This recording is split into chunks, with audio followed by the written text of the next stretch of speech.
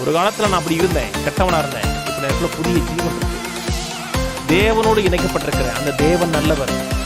அவருடைய ஜீவன் எனக்குள்ள ஃப்ளோ ஆகுது என்றால் வாழ்க்கை மாற ஆரம்பிக்கும். எந்த சோர்ஸோடு நம்ம இணைக்கப்படுகிறவங்க தான் வாழ்க்கையை மாற்றுதுங்க.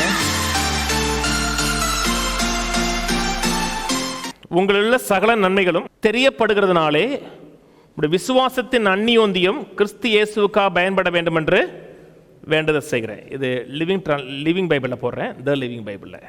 And I pray that as you share your faith with others, it will grip their lives too, as they see the wealth of good things in you that come from Christ Jesus.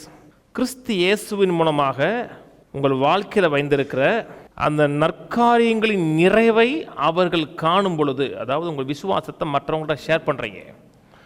உங்கள் விசுவாசத்தை மற்றவங்கள்ட்ட share பண்ணும் பொழுது நீங்கள் எதை share பண்ணுறீங்களோ அதை கேட்குறோடைய இருதயத்தை இருக்க பிடிச்சிடணும். அதுக்காக தான் ஜெபம் பண்ணுறேங்கிறார். I pray that as you share your faith with others, it will grip their lives too. நீ எதை பிரசங்கமாக திறந்து சொல்கிறியோ, ஃபெய்த்தை கன்ஃபஸ் பண்ணுறியோ, விசுவாசத்தை அறிக்கை செய்கிறியோ, அடுத்த வாழ்க்கை இருக்க பிடிச்சிடணும். அது எப்போ என்னத்தை நீங்கள் ஷேர் பண்ணணும்னா, கிறிஸ்து இயேசுவுக்குள்ளாக இருக்கிற உங்களுடைய நன்மைகளின் வெல்த்தை நீங்கள் ஷேர் பண்ணுறீங்க. கிறிஸ்து இயேசு மூலமாக உங்களுக்கு உண்டாக இருக்கிற அந்த வெல்த்தை ஷேர் பண்ணும்போது பார்க்கும் பொழுது அவனுடைய வாழ்க்கை மாறுது. அதை பார்க்குறான்னா அந்த கனிகளை பார்க்குறான், ஃப்ரூட்ஸை பார்க்குறான். அந்த ஃப்ரூட்ஸை பார்க்கும்போது அவன் வாழ்க்கை மாறுது. எல்லாம் கவனிச்சிட்டே வாங்க. பிரசங்கம் கூட இன்னைக்கு பிசாசு வஞ்சனையான விதத்தில் உலகத்தில் இருக்க 95% புல்பிட்ட நன்மைகளை எடுத்து காமிக்கக்கூடிய புல்பிட்டா இல்லாமல் மக்களுடைய குறைகளையும் அவமானங்களையும் தாழ்ச்சியும் எடுக்கக்கூடிய புல்பிட்டா மாற்றிட்டான். அந்த புல்பிட்டில் மக்களுக்குள்ள இருக்கிற நன்மைகள் எடுத்து காமிக்கப்படவே படாது. அந்த புல்பிட்டில் என்ன இருக்குன்னா, நீ சரியில்லை, நீ ஜெபம் பண்ணியா, இப்படி இருந்தியா, அப்படி இருந்தியா, மக்களை கண்டம் பண்ணி அன்ஒர்தியா மாற்றி தகுதியற்றவனா மாற்றக்கூடிய பிரசங்கம் தான் இன்னைக்கு நடக்குது.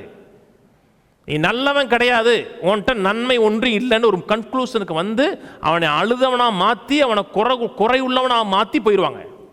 ஒருவேளை தவறு பண்ணிட்டா கூட உங்களை நேசிக்கக்கூடிய கர்த்தர் இருக்கிறார். எல்லா நேரத்திலும் உங்களை அரவணைக்கக்கூடிய கர்த்தர் இருக்கிறார். ஒரு நாள் உங்களை புறம்பே தள்ள மாட்டார். நேசிக்கிறார், அரவணைக்கிறார். பின்னோக்கி போகாம கடந்த காலத்தில் செஞ்ச நினைவுகளால் சிந்திச்சு பின்னோக்கி போகாம கர்த்தருடைய நினைவுகளால் முன்னோக்கி போங்க. முன்னோக்கி போகும்போது வர்ற கனிகள் நற்கனிகளாக நல்ல கனிகளா இருக்கும். கவனிக்கிறீங்க? பிசாசுடைய எண்ணங்களை உள்ள விடாதீங்க, பிசாசுடைய சிந்தனைகளை உள்ள விடாதீங்க.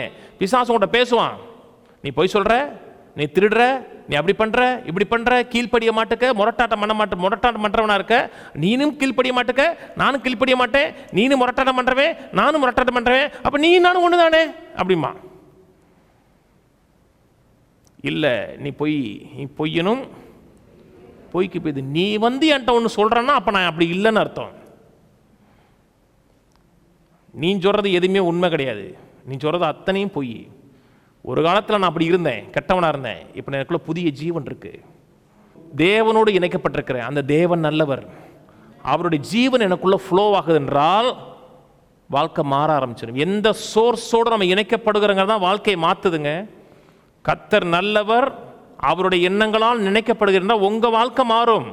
உங்க வாழ்க்கை மாறுறது மட்டுமல்ல, மற்றவனுடைய வாழ்க்கை மாறிடும். ஒரு மரத்தின் கனி எதுக்கு? மரம் சாப்பிட்றதுக்கா? தேங்காய் மரமே கபக்குன்னு சாப்பிடுதுன்னா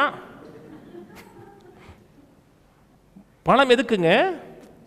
மற்றவர்களுக்கு. தேவன் உங்களை கனி உள்ளவர்களாக மாற்றி மற்றவர்களை தேவனை நோக்கி கவர்ந்து இழுக்கணும். அவர்கள் இந்த கனி உன் வாழ்க்கையில் இருக்கு, இப்படிப்பட்ட குணாதிசயம் இருக்குன்னா அது ஒன்னால் வந்த கனி கிடையாது. தேவன் இந்த கனிகளை கொடுத்துருக்கிறாண்டு உங்கள் வாழ்க்கையில தேவன் நல்லவர் என்பதை உலகம் பார்க்கணும்.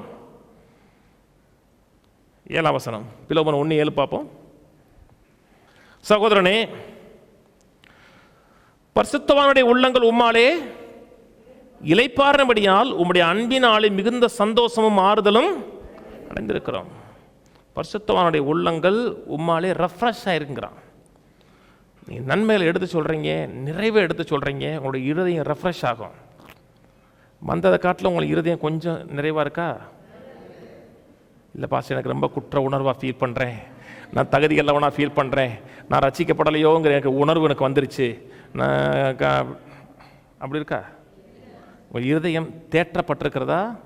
அப்படி தான் உங்கள் வாழ்க்கை இருக்கணும், உங்களோட மினிஸ்ட்ரி இருக்கணும், உங்களோட பேச்சு இருக்கணும். உங்கள்கிட்ட ஒரு ஆள் பேசுகிறார் என்றால் அவருடைய இருதயம் ரெஃப்ரெஷ் ஆகிருக்கணும். அதுக்காக தான் கர்த்தர் ஏன் ரெஃப்ரெஷ் ஆகின்றால், நீங்கள் தேவனோடு இணைக்கப்படுகிறீர்கள். எண்ணங்கள் சிந்தைகள் முழுவதும் தேவனோடு இணைக்கப்படும் பொழுது உங்களுடைய எண்ணங்கள் ரெஃப்ரெஷ் ஆகும் பொழுது அவருடைய எண்ணங்கள் ரெஃப்ரெஷ் ஆகும். பிசாசு வந்து சொல்லுவான், இப்படி பண்ணிட்டு அப்படி பண்ணிட்டு சொல்லும்போது பிசாசே போ, நீ உனக்கு எனக்கு வாழ்க்கையில் சம்பந்தமே கிடையாது. ஆண்டவர் சொல்றார் இல்லையா, உலகத்தின் அதிபதி என்னிடத்தில் வருகிறான், அவனுக்கு என்னிடத்தில் ஒன்றும் இல்லை. அப்படிதான் நீங்க சொல்லணும், உலகத்தின் அதிபதி வர்றான், ஒன்றும் இல்லை, ஒன்றும் இல்லை, நான் கர்த்தருடைய பிள்ளை, தேவனுடைய குமாரன், தேவனுடைய ஜீவன் எனக்குள்ள இருக்கிறது, தேவனுடைய சிந்தை எனக்குள்ள இருக்கிறது. இதே பேசிட்டு வந்தீங்கன்னா இந்த நல்லவருடைய நற்கனிகள் உங்கள் வாழ்க்கையில் உண்டாகும். அவரை தேடுகிறவர்களுக்கு ஒரு நன்மையும் குறைபடாது, ஒரு துன்பம், ஒரு குறைவு, ஒரு கஷ்டம் இருக்காது, எல்லாம் நன்மையா இருக்கும், நன்மையுடைய பரிபூர்ணமா இருக்கும்.